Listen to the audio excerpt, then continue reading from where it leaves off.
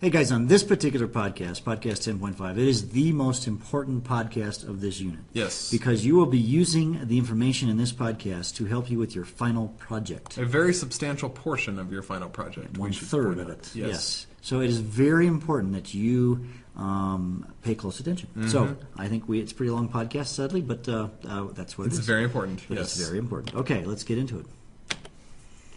All right, here we go. Hey, what we're talking about something called a titration. Right. A titration is a type of an experiment. But before we talk about that, let's talk about some important definitions. The first word is a standard solution. What is a standard solution? A standard solution is something that you know the exact concentration of. A solution whose concentration is accurately known. Yep. Okay, so it's a very accurate known amount of concentration. What does that mean? Concentration is how much stuff is dissolved in there. We usually measure that in molarity, which is be moles per liter. So let's say, for example, I have hydrochloric acid. I put this in brackets. I put this in brackets because that means concentration. And then let's say I happen to know its concentration to be 0.0123 molar. Yep. So this would be a number, but I know this very accurately to the to 3 significant digits or something like that. That would be a standard solution. I would probably have that in some kind of a container, some flask, and it would be stoppered somewhere and labeled as 0.0123 molar HCl. Caution, acid, danger, whatever. Yeah. Now, the reason we need a standard solution when we do titrations is because a titration is an experiment to determine the concentration of a substance. Or something else about it, not always concentration. But yeah, oftentimes, concentration or something else. We're going to find how much of the unknown we have, but we have to know something about something else. Yeah. A concentration in this case. So, what is a titration? Well, you kind of led into look that, at Mr. Sims. You're like, it is an experiment. Or experiment. Or an. And. Whatever. An experiment that uses a burette. And we'll show you what one of those is here in just a minute. You can sort of It see uses one a in the burette. background That's a there. particular device. This is actually a burette in the background. It's kind of hard to see in the big scheme of things. That uses a burette to mix solutions. Solutions was unit 9, right? So that mixes solutions together in very accurate amounts. And then you can really learn lots of things. Should I say inaccurate amounts? Yeah. Okay, so that's what a titration And we'll is. demonstrate, start to finish, how one And of you're these going to do works so here many in just a minute. titrations, you're going to be sick of them. You're going to be a pro. You're going to be a pro, yeah. Okay. Now, in every titration, there's what's called the end point. Yep, and the end point is when you have equal quantities of both the thing that you are titrating and the thing you're titrating with. Sort of. It's more like equal stoichiometric ratios. Yeah, well, yeah. So technically, it's when you have stoichiometric ratios. What does that mean? I'll tell you in a second. Yeah. Ratios of the two reactants. I don't think I've ever seen a titration that has more than 2 reactants. No. So if I have a reaction A plus B makes C plus D, then I would have equal number of moles of A and B. The moles are the same. Now, if I've got A plus 2B makes C plus D, then technically it's actually, if I have 1 mole of this, I will need 2 moles of this. That is said to be a stoichiometric ratio. Right. So it depends on the ratio. It depends on the balanced equation. On the balanced equation, yeah. A bit of a fancy word. Stoichiometric ratio is the balanced equation. Yep. All right, so it's important and we have to figure out how we know that we have reached an endpoint too. Yep. And we'll talk about that. Well, speaking of talking about that, I think it's going to best help if we actually show you a experiment. We're going to teach you how to do the titration experiment and actually then talk through some of the mathematics. Okay. Okay, we're going to demonstrate for you now how to actually conduct a titration experiment. Now this is very, very important because you need to know how to do it for a lab, and you also are going to do this on your final project. So it's very important that you get all the details of what's happening here. So first we're going to introduce you to the equipment that you're going to be using. This is called a burette, this tall, skinny device here. You'll notice that it goes from 0 at the top down to 50 at the bottom. So when you use this, you're always going to start with your solution up here at 0, and you're going to dispense it, and then when you're done dispensing, you turn it off, And whatever the volume is, you just read it. You don't have to subtract it from 50 or anything like that. Just whatever the number is, that's how much you've dispensed. Okay, you'll notice it's on a little stand here. It's called a burette stand, burette clamp. And you'll usually be dispensing this into an Erlenmeyer flask. You've used lots of these. You'll also notice I have a piece of white paper underneath the reaction. This is so you can see the color change take place, because when we use the acid-base indicators, we have a color change, and that tells us when we've reached our endpoint. Now, when we do titrations, typically, not always, but typically what you'll be doing in this class at least, your base is going to go into the burette. Okay, base burette. Now, for today's titration, I'm going to use potassium hydroxide. The reason I'm going to use potassium hydroxide is that's the first thing I saw that was the base that was already made up. I saw some sodium, but it was empty. So we're going to use potassium hydroxide. This potassium hydroxide is 0.20 molar. So this is our standard solution. We know the concentration of this solution. So that our standard base solution is going to go into our burette. Now, when you do your lab, you're going to not know what your concentration is of your base. You are actually going to have to determine the concentration by doing a titration. Okay, so you'll undergo the same process to standardize your base. Okay, so the base is going to go in our burette. Now, there's a few ways to get that in there. The easiest way is to either get a funnel or use a burette with a little flared top and just pour it in there. We'll do that here in just a minute. But before we do that, let's talk about some other ways that we're going to be dispensing our acid. Okay? Now, sometimes the acid that you're going to use is going to come in a solid form. Now, this is called potassium hydrogen phthalate. This is what you are going to use when you do these in lab to standardize your base. Okay? It's very simple to start with a solid acid because all you have to do is go over to your balance, and you're just going to weigh it out. And I think at the lab, we usually have you weigh out about 0.5 grams or so. So it's very simple to start with 0.5 grams of your acid. You now know exactly how many moles of your acid you started with. You do your titration, and you can do some math. And guys, a recommendation when you're doing this is you should add it directly to the flask. Yes. Don't put it away and transfer it. Yeah, if you put the flask directly on and weigh it directly in there, you know you're not going to miss any of it. If you use the little weigh boat, some of it can like stick to it with some static electricity, and you never get it accurately all in there. So yeah, weigh it directly into the flask. Very good. All right, now, other times you may be dispensing a liquid acid. So today we're going to be using an aqueous acid. This is hydrochloric acid that's dissolved in water. I don't know the concentration of this. This is what we're going to determine the concentration of in our demonstration here. Now there's a few ways that you can get the acid, a very accurately measured quantity, into the flask. So the first and probably the best way is to use a volumetric pipette. Okay? So on a volumetric pipette, you'll suck it up in here to right on the line here, okay? So, and you'll notice this has a 20. What that means is that 20.00 milliliters will be dispensed if you start from the line and dispense all of it. Extremely accurate way to dispense, but it's kind of a pain because you have to pipette, and some people are not real great pipetters. Probably the best way, might not be the most convenient way. Another way is you can simply get another burette. You can put your acid in another burette, dispense however many milliliters you want. Usually we do 20 to 25 milliliters and dispense it that way. The final way, if you absolutely have to, and this is not the most accurate way to do this, it'll introduce a considerable amount of error, is you can use a graduated cylinder. So you'll fill 20 to 25 milliliters of the acid that you're going to use. We don't want you to use that. We don't want you to do that, and if you do that, you're going to want to use like a 25 milliliter graduated cylinder. You'll have less error in a device that has a volume close to that of what you're going to try to measure out. Don't use 100. Never use a beaker. Never use a flask. Never use whatever, a soda bottle that you have lying around that you're going to try to pour it in there, okay? Those are not accurate ways to dispense liquids, okay? Use the pipette or the burette, and if you absolutely must, very accurately use the graduated cylinder, but we don't recommend that. Okay, so that's the equipment. Let me show you now how to get this set up.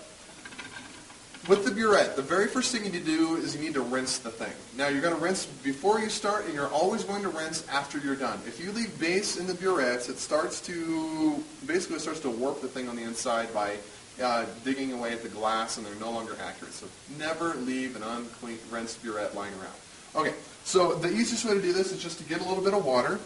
Now be careful.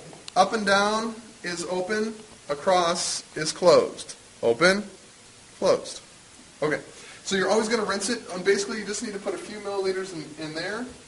You're just going to let the water run through a little bit, and you also need to just kind of twist it and twirl it like this so you get the inside coated with the water, and you're going to let it run out. That's going to clean out anything that you have in there. Do that with tap water and then also with distilled water. Okay? And once you've done that, you'll notice that there's still a little bit of water in here. Okay? You don't want that, so make sure that's all out, and we're also going to take steps to make sure that that's all gone as well by rinsing with the stuff we're going to put in there.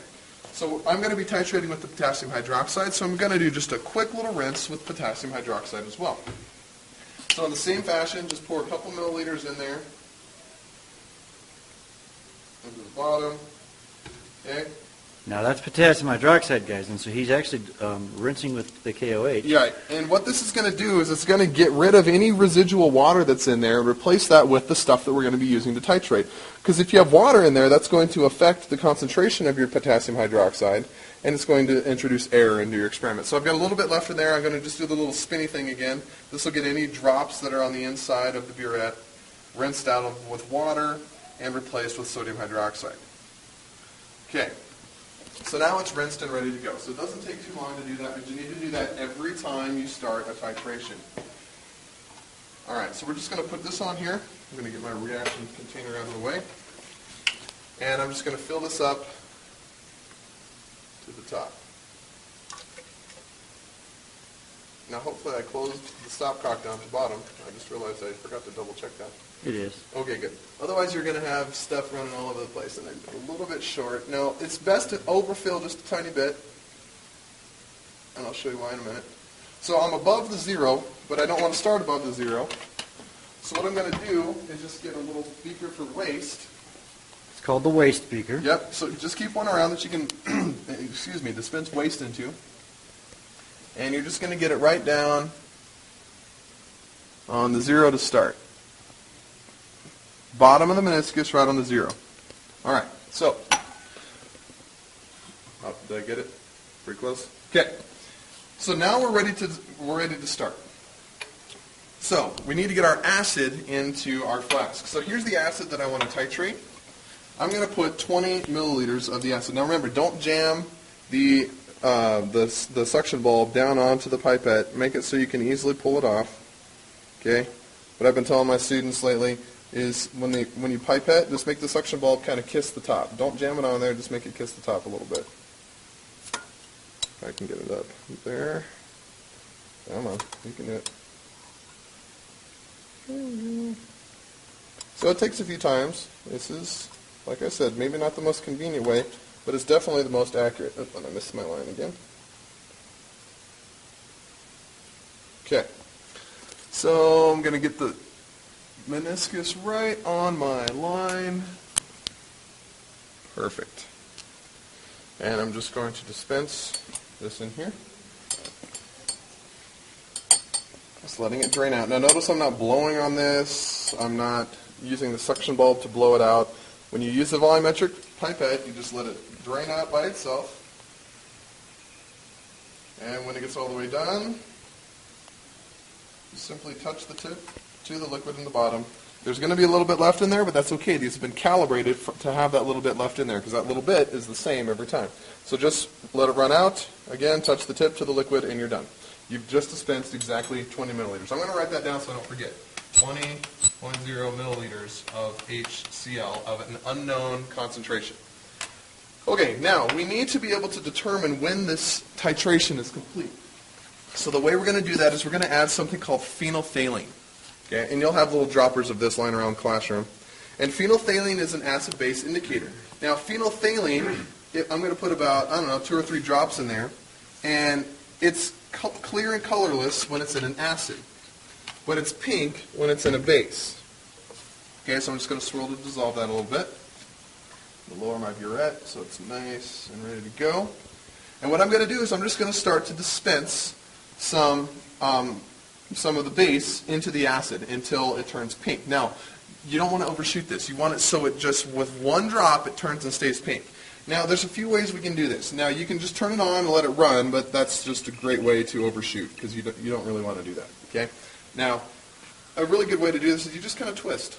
And if you just twist, you'll dispense roughly 0.5 milliliter per twist. and you're not going to overshoot, and it's good to swirl occasionally.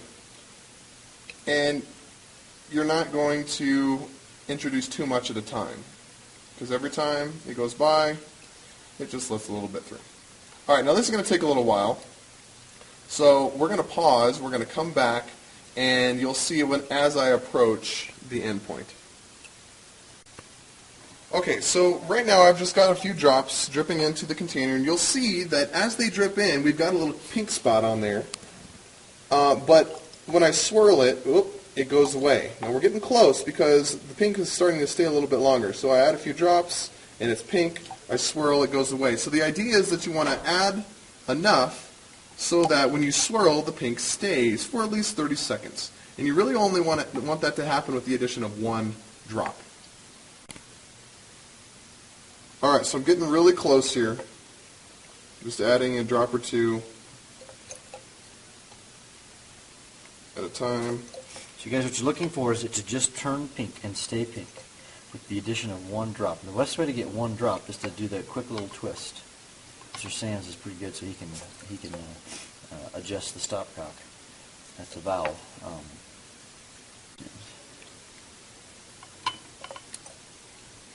Sands, I think you're there. I think you're right. Now, I'm not sure the video is going to show this, guys, but it is got a pink color tinge to it. There you go. There's just a very slightest pink to that. That's the kind of pink you're looking for. You want the faintest pink you can actually get. Yeah. Okay? Now, I'm going to read my thing here. I have 38.5 milliliters that I added. 38.5 milliliters of KOH. And my KOH is 0.20 molar. Okay, so I know the concentration because it says so on the side of the container. Now, let me just overshoot this real quick. What you don't want is dark pink like that. Okay, if you get dark pink like that, you've added way too much, and you've overshot, and you're going to have to start over. You want the faintest pink you could possibly get. Okay, so what we're going to do is we're going to take these numbers now, we're going to do a little math, and we're going to calculate the concentration of the acid that we didn't know the concentration of. Okay, now let's do the math.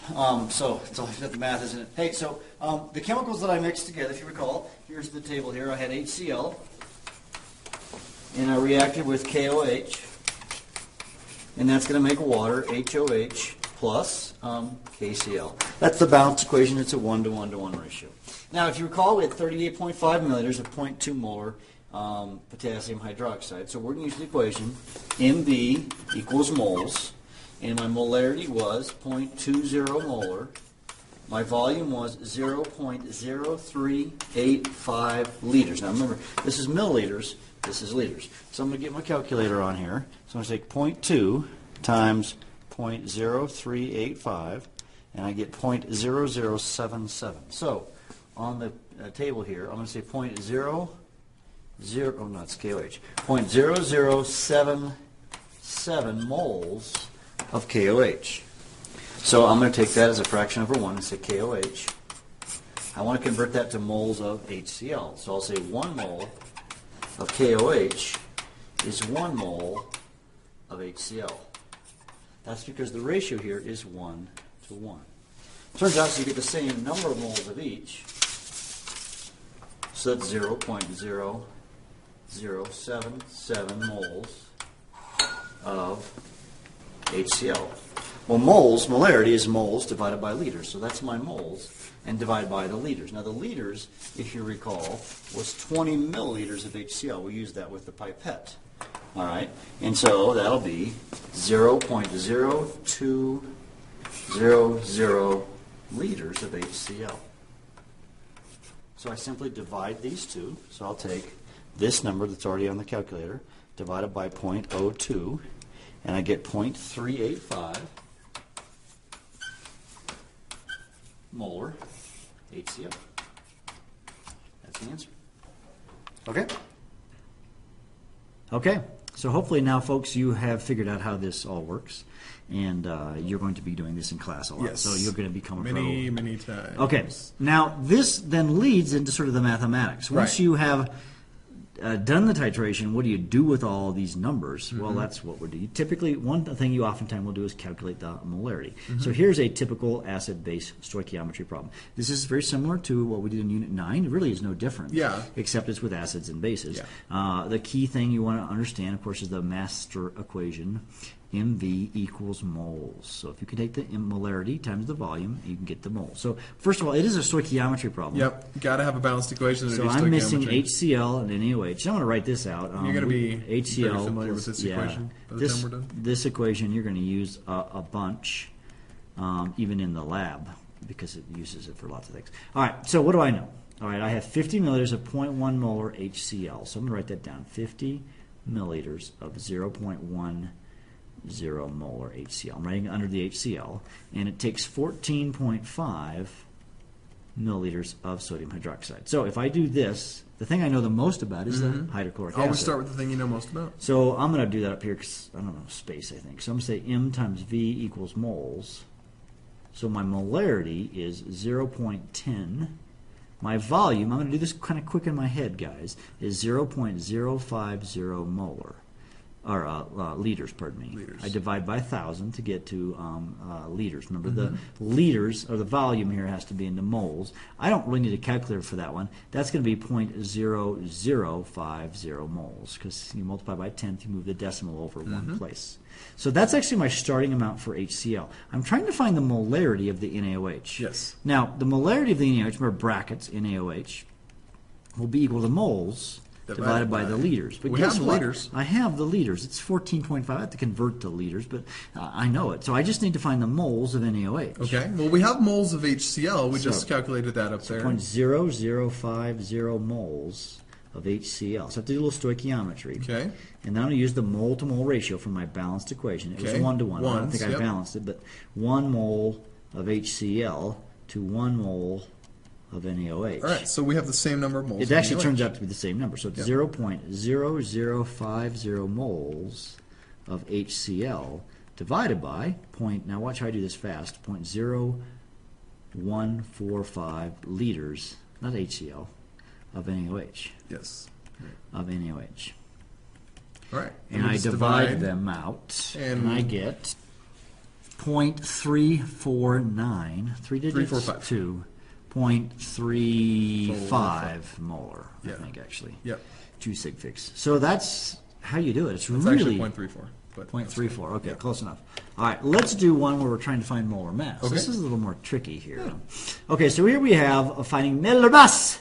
Okay, I see a bunch of numbers, Mr. Sons. I do. But what I really need Is an equation. is an equation. So I've got NaOH reach the equivalence point. We'll talk about how that works when we have a monoprotic acid. Monoprotic. acid. So Yeah. hold on. So a monoprotic acid has the formula HA. Ha! And then we'll react that with NaOH. Now we need to write a balanced equation. Well, HOH. yeah, see that neutralization podcast played a role. Plus NaA. Now that's because the sodium has a 1 Right. charge and monoprotic has it's going to have 1 charge, negative 1. Okay, so the goal is to find what is the molar mass of this. Well, molar mass, if you recall, is the grams Grams. divided by the moles. So if I do the grams divided by the moles, then I get the answer. Hey, wait. It gives us the grams. Yeah, let's go back and write down what we know. All right, I have 15 milliliters of 0.45 molar NaOH. So I'm going to write that down. 15 milliliters of 0.45 molar NaOH. And I knew a mass. What was my mass? 0.45 grams. So this was 0.45 grams. Hey, there's that mass, Mr. Sams. Hey. So what I'm going to do, I'm going to take the 0.45 grams divided by the number of moles of HA. It has to be of HA, Yeah. though. I don't know this number Not yet. But once I know it, I'm done. Yep. Let's find it. So I have a molarity and a volume. Oh, Yep. M MV. times V equals moles. So if you multiply these together, 0.45 molar times 0.015 liters. Notice I'm playing the liter Yep. game. What do I get? Point Mr. Sims? 00675. 0.00675, and that's moles of NaOH. Right. I don't want moles of NaOH. Nope. I want moles of HA. Then I say 1 mole of NaOH is 1 mole of HA. Now, we've picked reactions realistically. That's not always the case. That are all 1-to-1. That's just kind of just the way these reactions happened. So that's a little bit of a misnomer. But I don't need a calculator. That's 0.00675 moles of HA. Now that number then gets plugged in here, and we take the divide, and we get 67 grams per mole, looks like. So when you divide 0.45 by 0.00675, you get 67 grams in 1 mole. Yep. So that would be the molar mass of this particular monoprotic acid. And I can think of no monoprotic acids with that molar mass. Yeah, so this is a total It's a made-up fictitious- problem, yeah. Made-up problem. Okay. Okay, diprotic acid, Yeah, same thing. diprotic acid's a little bit different. Because diprotic means it's not HA but H2A. Right. So really the only difference is going to be in the mole ratio step. So Everything this else is going to be exactly the same. H2A plus NaOH makes water plus, now this would be Na2A because A really is going to have a -2 charge. Can you write water as HOH? It might make it easier to balance. Yeah, that's true. HOH. And so when I balance that, my sodium's kind of weird here, so I'm going to fix that by putting a 2 here. And I believe that gives me 2 hydroxides. I need a 2 here.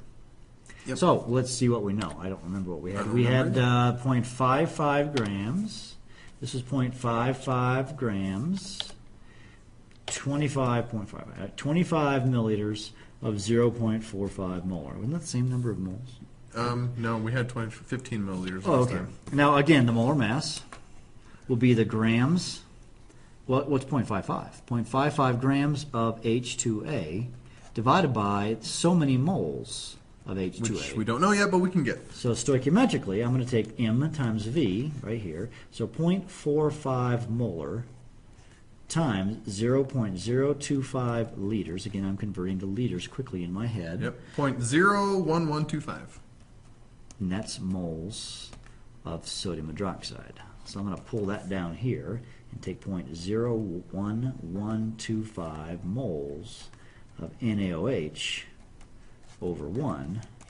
I'm going to say, now watch this, 2 moles of NaOH, because of the 2 in the balanced equation up here, is 1 mole of H2A. So divide by 2 and you get 0.005625.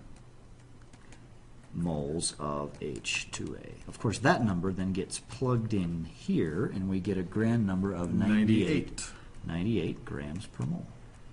So that, I got that by taking 0.55 divided by 0.005625, and I got 98 grams in a mole. Yep. And that would be the molar mass of the diprotic acid. Hey, how do we know if we've reached the equivalence point, Mr. Sams? Well, there's a couple different ways. Yeah. The way, depending on when you take our class, you might do this in multiple different ways in our lab. So the most common way is to use a color changing indicator. Yeah. Okay, so in the very maybe common let's go one, back to that. Yeah, and we we demonstrated that when we showed you the titration. We used an indicator called phenolphthalein. So, Mr. Sams, how do you know if you've reached the end point of a reaction? How do you know that you've reached that when you get the 45 milliliters of 0.25 molar? Right. Well, we're going to do that a couple different ways in here. So, first method would be what? Using an acid-base indicator and looking for a color change. So, an indicator, color change. Yeah. So the most common one we use, and the one we use in the example that we showed you in this lesson here, is phenolphthalein.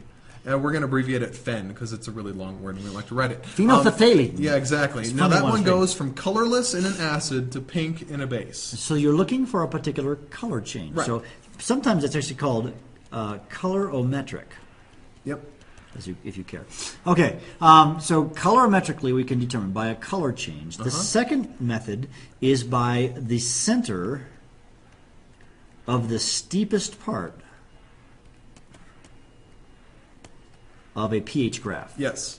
So another way you can do it is if you're graphing your data as you add as you add the other reactant as you go through your titration. If you collect all the data in terms of how much you've added and what the actual pH is, you graph that and then you look for the steep spot, which we'll show you here in just a minute. So let's take a look. So here's a pH meter. So a guy using a pH meter, and then he would have a burette like we showed in the demonstration, and he'd be adding to it, and he'd take. It's really kind of a tedious process. It is. You'd have 0 milliliters. You'd have a table, and then you'd record the pH, and so it'd be pH. This would be volume, and this is pH. So 0, maybe the pH is 3.2. At 1.0 milliliter, it's 3.4. At 2.0, it's 3.6, and you would go down till you get to 40 milliliters, and maybe it's whatever. It's a very lots tedious of data collection. Yeah, a lot of data collection, and you would produce a graph that would look like this.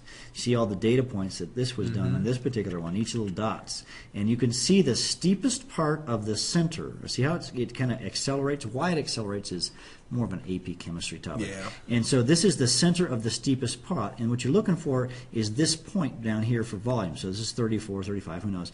You could figure it out mathematically. You don't really care about this axis or this spot right here. What you care about is the volume down right here. Yep. It's the center of the steepest part. Okay. Now that's actually for what we call a monoprotic reaction. If you have a di or a triprotic acid, like in some projects that we'll do in this course, this would be a diprotic acid. Actually, no, this is a triprotic acid. In a triprotic acid, that would be H3PO4, you would have the first equivalence point, but you usually don't care about the first equivalence point, but you care about the third equivalence point. And here's the second equivalence point. And the third one is usually not Yeah, the visible. problem is the third is really hard to reach. But basically, it's always going to be 3 times. If this is Yeah. at 10, then the third equivalent points will always be 3 times that Yep. if it's a triprotic acid. And the second would be twice the first if it's a so di. it's at 10 and then or in the 20 and tri, then 30. Yeah. Realistically, an experiment would be 12.2 and then times 2 and Yeah. times 3. This is just sort of a canned one. But make sure you understand that when you're doing these graphs. So there's 2 ways to summarize this. There's 2 ways to know that you have reached the end point by the indicator color change. Yep. There's kind of an art for picking which indicator, Yeah. but actually it always goes back to this, because this is actually the best way. But if you know what color it changes, you can figure it out, Right. or what pH it changes at. So the center, the steepest part of the plotted pH graph is what you do. But then if you know where that is, you can do this. It depends on what year we're doing this, whether you're going to have to do both or one of these. So hopefully that helps you understand that. I think that's the end of the podcast. I Mr. believe so. Sanders. So let's double check. Oh, that's the next Yep. podcast. Okay, so we will see you in class. So hopefully this long, very important podcast. Very was- important. You may need to watch it again. Yeah. And when you're doing your lab, if you know you're going to do the titration lab, you may want to go watch the demonstration that we did one more time so That you might can be see how to good. do it. Yep. Okay, we'll see you in class. Bye.